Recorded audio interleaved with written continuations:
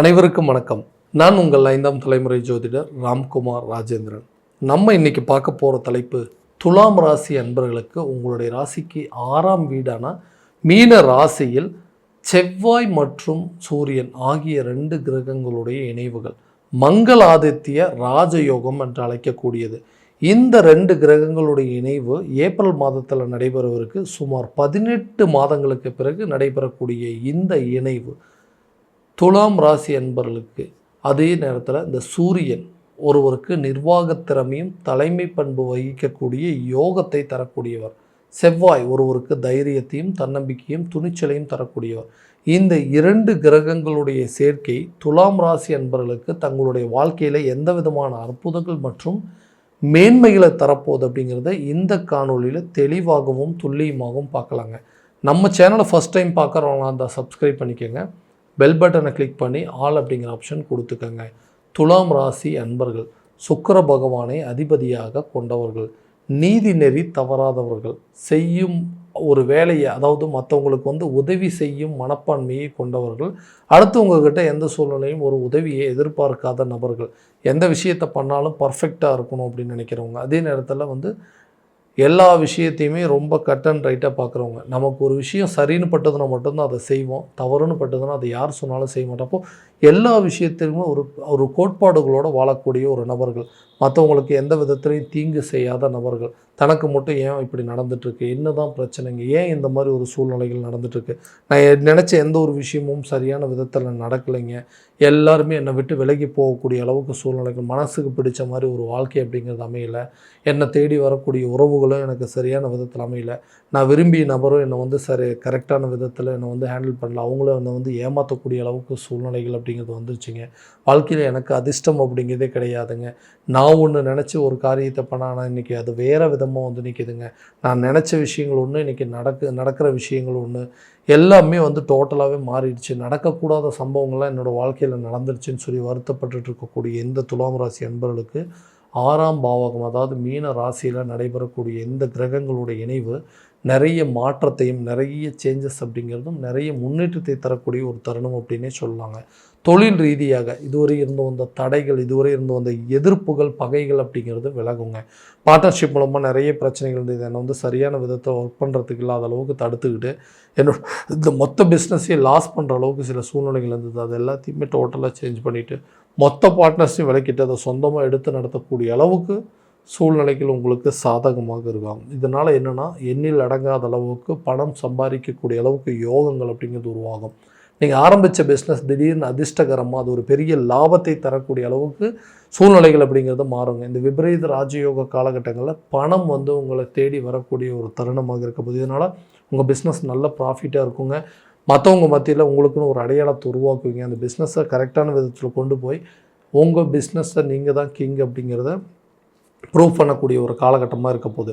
வேலையில் இருக்கக்கூடிய நபர்களுக்கு ரொம்ப வருஷமாக கஷ்டப்பட்டு வேலை பார்க்குறவங்க, எனக்கு பின்னாடி ஜாயின் பண்ணவங்களாம் என்னோடய லைஃப் வேறு மாதிரி இருக்குது, ஆனால் இன்னும் என்னோடய நிலை அதே மாதிரி தான் இருக்குது, எந்த ஒரு இம்ப்ரூவ்மெண்ட்டுமே இல்லாமல் இருக்காங்க, ஒரு சேலரி இன்க்ரிமெண்ட் இல்லை, ஒரு ப்ரொமோஷன் இல்லை, நினச்சபடி ட்ரான்ஸ்ஃபர் அப்படிங்கிறது கிடைக்க மாட்டேங்குது, இந்த வேலையை விட்டு வேறு வேலைக்கு போகலாம் அப்படின்னா இந்த வேலையில் மறுபடியும் ஏதாவது பிரச்சனை வந்தோமோ இல்லை இருக்கிற வேலையை தொலைச்சிருமோங்கிற பயத்தில் அடுத்த வேலையை பார்க்காத அளவுக்கு இருக்கிறேன்.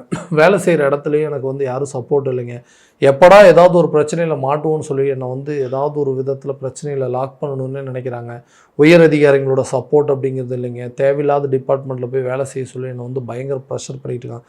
ஸோ இந்த மாதிரி நிறைய பிரச்சனைகளை சந்திச்சுட்டு இருக்கக்கூடிய இந்த துலாம் ராசி என்பவர்களுக்கு கண்டிப்பாக வேலை ரீதியாக நிறைய மாற்றங்கள் இருக்கும். புதிய வேலை வாய்ப்பு கிடைப்பதற்கான சூழல் அப்படிங்கிறது கட்டாயமாக உருவாகுங்க. அதே நேரத்தில் வேலையில் இருக்கக்கூடிய நபர்களுக்கு ப்ரொமோஷன் அல்லது ட்ரான்ஸ்ஃபரோட சேலரி இன்க்ரிமெண்ட் கிடைப்பதற்கான சூழல் அப்படிங்கிறது கண்டிப்பாக இருக்குங்க.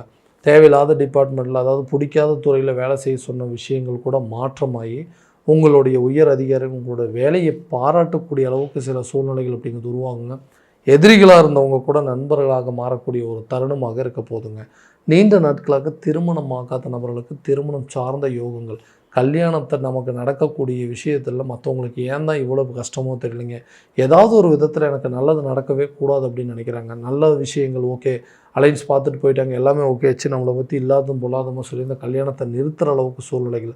அதே நேரத்தில் குடும்ப நபர்களும் சரி, சொந்த பந்தங்களும் அவங்களுடைய எதிர்பார்ப்புக்கு தகுந்த மாதிரி மன வாழ்க்கை அமையணும்னு சொல்லி என்னோடய வாழ்க்கையை அவங்க வந்து டிசைன் பண்ணுற மாதிரி இருக்குங்க. ஸோ இந்த நிலையினால் அப்பாவுக்கு பிடிக்கல, அம்மாவுக்கு பிடிக்கல, உடன் பிறந்தவங்களுக்கு பிடிக்கலன்னு சொல்லி ஏதோ ஒரு காரணத்தினால வந்து அந்த வரக்கூடிய அலைன்ஸ் எல்லாத்தையும் தட்டி தட்டி கழிச்சிட்டு இருந்தாங்க.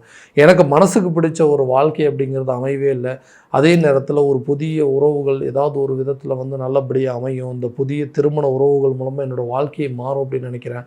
அதுக்கும் தடையாக இருக்குது. நிறைய அலைன்ஸ் பார்த்துமே எதுவுமே செட் ஆகலைன்னு சொல்கிறவங்களுக்கு கண்டிப்பாக உங்களுக்கு மனசுக்கு பிடிச்ச மாதிரி ஒரு வாழ்க்கை அப்படிங்கிறது அமையும். அந்த வாழ்க்கையை உங்களோட அதாவது அந்த அந்த நபரால் உங்களுடைய வாழ்க்கையை பிரகாசிக்கக்கூடிய அளவுக்கு சில சூழல்கள் அப்படிங்கிறத மாறுங்க. விரும்பிய நபர்கள் அப்படிங்கிறது நீங்கள் இந்த மாதிரி தான் ஒரு லைஃப் இருக்கணும், இந்த மாதிரி தான் என்னோடய லைஃப் அமைச்சிக்கணும்னு ஆசைப்பட்டிருப்பீங்க. அந்த வாழ்க்கையை உங்களை கண்டிப்பாக தேடி வரக்கூடிய ஒரு தருணமாக இருக்க போகுது. லவ் பண்ணிகிட்டு இருக்கும்போது வந்து தேவையில்லாத சில பிரச்சனைகள் அப்படிங்கிறது வந்துச்சுங்க. அதனால் வந்து இந்த ரிலேஷன்ஷிப்பை வந்து மேரேஜ் லெவலுக்கு கொண்டு போக முடியல. இதனால் ஆளுக்கு ஒரு திசையாக பிரிஞ்சு போயிட்டோம், என்னை விட்டு விலகி போகக்கூடிய அளவுக்கு சில சூழ்நிலைகள் அப்படிங்கிறது வந்துருச்சுங்க. அந்த நிலைகள் மாறும். விலகி சென்ற நபர்களை உங்களை தேடி வரக்கூடிய தருணமாக இருக்க போது மனசுக்கு பிடிச்ச நபரை உங்களை வந்து விரும்பி வந்து சேரக்கூடிய ஒரு காலகட்டங்கள் அப்படிங்கிறது கண்டிப்பாக இருக்கும். விரும்பிய நபரை உங்களை வந்து சேருவாங்க. இந்த மாதிரி விஷயங்கள் எல்லாமே உங்களுக்கு நடக்குங்க. கணவன் மனைவிக்கிடையே இருக்கக்கூடிய கருத்து வேறுபாடுகளான நிறைய பிரச்சனைகள், சண்டை சச்சரவுகள் உருவாக்கி டிவோர்ஸ் வரைக்கும் போயிடுச்சு. இந்த பிரச்சனைகள் எப்போ தான் தீருங்க? நாங்கள் மறுபடியும் பழையபடி வந்து ஒன்றா சேர முடியாதுங்களா? என்னை வேண்டாம்னு சொல்லி விட்டுட்டு போனவங்க என்னை தேடி வரமாட்டாங்களா? இந்த லைஃப் அவ்வளோதானே முடிஞ்சு போயிடுச்சுன்னு நினச்சோம். ஏன்னா நான் ஆசைப்பட்ட வாழ்க்கை தான் அமையலை சரியான விதத்தில். ஆனால் இன்றைக்கி அமைஞ்ச வாழ்க்கையை கரெக்டாக கொண்டு போகணும்னு முயற்சி பண்ணிகிட்டு இருக்கேன். அதுவும் என்னால் முடியலைங்க. ஏதாவது ஒரு விதத்தில் சண்டை சச்சரவு வருது. தேவையில்லாத மூன்றாம் நபர்களுடைய தலையீடுகள் அப்படிங்கிறது வந்தது. சம்மந்தமில்லாத நபர்களால் இன்றைக்கி நிறைய பிரச்சனைகள் அனுபவிச்சுட்ருக்கேன். திடீர்னு எல்லாத்தையுமே விட்டுட்டு போயிட்டால் என்ன ஆகும் அப்படிங்கிற அளவுக்கு சில சூழ்நிலைகள் வந்தது. யாரை நம்புறதுனே தெரியலைங்க. அந்த அளவுக்கு பாதிப்புகள் இருக்கக்கூடிய நபர்களுக்கு கூடிய விரைவில் விட்டு போன நபர்கள் உங்களை தேடி வருவாங்க. மனசுக்கு பிடிச்ச நபர்கள் உங்கள் வாழ்க்கையை மாறப்போகுதுங்க. அதே நேரத்தில் இந்த டிவோர்ஸ் கேஸ் வரைக்கும் போனவங்களுக்கு கூட அந்த கோர்ட்டு கேஸ் பிரச்சனைகள் உங்களுக்கு சாதகமாக நடந்து அந்த நபர்கள் உங்களை வந்து சேரக்கூடிய ஒரு தருணமாக இருக்க போதுங்க. அடுத்தபடியாக பார்த்திங்கன்னா அந்த உடல் ஆரோக்கியத்தில் இருக்கக்கூடிய பாதிப்புகள், நோய் சம்மந்தப்பட்ட விஷயங்கள், எதிர்ப்புகள், பகைகள் அப்படிங்கிறதெல்லாம் உங்களை விட்டு விலகுங்க. ஆரோக்கியத்தில் நல்ல முன்னேற்றம் அப்படிங்கிறது இருக்குங்க. நீண்ட நாட்களாக இருக்கக்கூடிய வம்பு வழக்கு பிரச்சனை, கோர்ட்டு கேஸ் பிரச்சனை, பங்காளிகள் பிரச்சனைகள்லாம் தீரக்கூடிய ஒரு தருணமாக இருக்க போது பூர்வீக சொத்துக்கள் உங்கள் கைக்கு வந்து சேருங்க. சொந்தமாக ஒரு வீடு கட்டணுங்க. பூர்வீக சொத்துக்கள், பூர்வீக இடம் வந்து ஒன்று கிடச்சிருச்சு அப்படின்னா அந்த இடத்துல நான் கொஞ்சம் பணத்தை சேர்த்து வச்சுருக்கேன், அந்த பணத்தில் வந்துட்டு சொந்தமாக ஒரு வீட்டை கட்டிடுவேன். ஆனால் அந்த கோர்ட்டு கேஸு பிரச்சனை, பூர்வீக சொத்துக்கள் நம்ம கைக்கு வரதுல சில வில்லங்கங்கள் இருக்குது. இதனால் வந்து சொந்தமாக வீடு கட்டக்கூடிய விஷயங்கள் அப்படிங்கிறது தள்ளி போயிட்டே இருக்குது. வண்டி வாகனம் வாங்கணுங்க, வீட்டுக்கு தேவையான சில பொருட்களை வாங்கி மகிழணும், மனைவிக்கு தேவையான பொருட்களோ அல்லது பிள்ளைகளுக்கு தேவையான பொருட்களை வாங்கணும் அப்படின்னு நினச்சிட்டு சில காரியத்தில் முயற்சிகள் எடுக்கிறார். அது எதுவுமே சரியான விதத்தில் நடக்கலைன்னு சொல்கிறவங்களுக்கு கண்டிப்பாக நீங்கள் ஆசைப்பட்ட பொருட்களை வாங்கி மகிழக்கூடிய ஒரு காலகட்டங்களாக இருக்கும்போது வண்டி வாகனங்கள் வாங்குவதற்கான யோகம், நகை ஆடம்பரம் சம்மந்தப்பட்ட பொருட்களை வாங்குவதற்கான காலகட்டங்கள் அப்படின்னே சொல்லாங்க. பூர்வீக சொத்துக்கள் உங்கள் கைக்கு வந்து சேருங்கிறதுனால சொந்த இடத்துல நீங்கள் வந்து சொந்தமாக ஒரு வீடு கட்டுவதற்கான யோகங்கள் அப்படிங்கிறது இந்த காலகட்டங்களில் நிச்சயமாக உருவாகும். தனக்குன்னு ஒரு சொந்தமாக ஒரு வீடு இருக்கணும். ஏன்னா வாடகை வீட்லேயே வாழ்க்கை பூரா வாழ்ந்துட்டுருக்குறோம். எவ்வளோ நாளைக்கு தான் அந்த கஷ்டங்கள் படுறது? ஏதாவது ஒரு விதத்தில் வந்துட்டு நமக்குன்னு ஒரு வீடு கட்டணும் அப்படின்னு சொல்லி அவங்களோட ஆசையை நிறைவேற்றுறதுக்காக ரொம்ப போராடிட்டு இருக்கிறேன். ஆனால் வீட்டில் இருக்கிறவங்க நம்ம இவ்வளோ கஷ்டப்படுறோம் நம்மளையே புரிஞ்சிக்காமல் உங்களால் சொந்தமாக ஒரு வீடு கட்டுறதுக்கு கூட முயற்சி எடுக்க மாட்டேங்கிறீங்க, அதுக்கு உண்டான வேலைகள் எதுவும் பண்ண மாட்டேங்கிறீங்கன்னு யாருக்காக உழைக்கிறோமோ, யாருக்காக கஷ்டப்படுறோமோ அவங்களே நம்மளை புரிஞ்சிக்கல. அப்படிங்கும்போது இந்த விஷயத்தை எப்படியாவது செஞ்சு காட்டணும்னு சொல்லி போராடுறாங்க. அந்த காலகட்டங்கள் கண்டிப்பாக கூடிய விரைவில் நிறைவேறும். சொந்தமாக உங்களுக்குன்னு ஒரு வீடு கட்டக்கூடிய பாக்கியங்கள் அப்படிங்கிறது உருவாகும். திடீர் அதிர்ஷ்டத்தை உருவாக்கக்கூடிய ஒரு காலகட்டம்னு சொல்லலாங்க. இந்த காலகட்டங்களில் எண்ணில் அடங்காத அளவுக்கு உங்கள் கையில் பணம் வந்து சேருங்க. இந்த பணத்து மூலமாக இந்த விபரீத ராஜயோகம் மூலமாக நீங்கள் ரொம்ப நாளாக நின்று போன வீட்டு வேலையை செஞ்சு முடிப்பீங்க. ரொம்ப நாளாக நின்று போன, அதாவது கட்டணும்னு ஆசைப்பட்ட வீட்டு வேலையை முடிக்கக்கூடிய ஒரு காலகட்டங்களும் இருக்குங்க. அடுத்ததாக கல்வி ரீதியாக இருக்கக்கூடிய பாதிப்புகள், கல்வி சம்மந்தப்பட்ட ஞாபக மறதிகள், கல்வியில் வந்து நாட்டம் இல்லாமல் இருக்கிறது எல்லாமே மாறும். கல்வி ரீதியாக எடுக்கக்கூடிய முயற்சிகள் நல்ல பலனை கொடுக்குங்க.